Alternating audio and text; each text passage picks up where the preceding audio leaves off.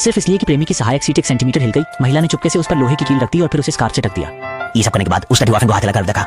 वह तो देखना चाहती थी कि कौन सी चालाक महिला उसकी जगह पर बैठी है। जल्द ही आदमी कार लेकर वापस आ गया। महिला तुरंत आगे बढ़कर उसका स्वागत करने गई, वास्तव में ये देखने के लिए कि लोहे की कील अभी भी वहीं है या नहीं।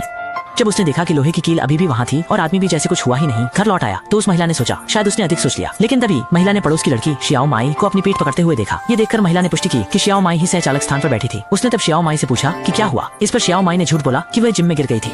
उसे बकवास करते सुनकर महिला ने उसे सीधे ढूंढा नहीं, बल्कि उसे और उसके बॉयफ्रेंड को अपने घर डिनर के लिए निमंत्रण दिया। इतना कहकर बिना शाओमी के कुछ कहने का इंतजार किए वह मुड़कर चली गई। इस पर मजबूर महिला केवल अपने बॉयफ्रेंड को ले जा सकती थी।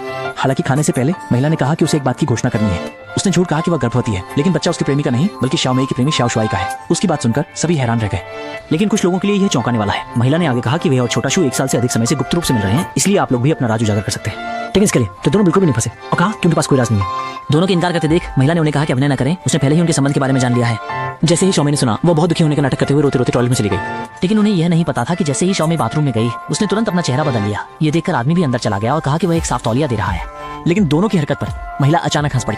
पास खड़ा छोटा शुआई उस व्यवहार को देखकर ही मानने लगा कि वो पागल हो गई है। हालांकि छोटे शुआई की असमझदारी के बावजूद महिला ने सीधा वॉकी टॉकी निकाल लिया। अगली ही क्षण वॉकी टॉकी में से टॉयलेट के अंदर दोनों की बातचीत सुनाई दी। असली बात तो यह थी कि महिला ने चुपके से वॉकी टॉकी आदमी की पीठ के पीछे छिपा दी थी। बाथरूम से बाहर आए दोनों लोग अब भी नहीं जानते थे कि वे पकड़े गए हैं और वे अब भी नाटक कर रहे थे। लेकिन तभी छोटे मी ने अचानक देखा कि छोटे शाह उसे अजीब नजरों से देख रहा है। क्या क्या बकवास है।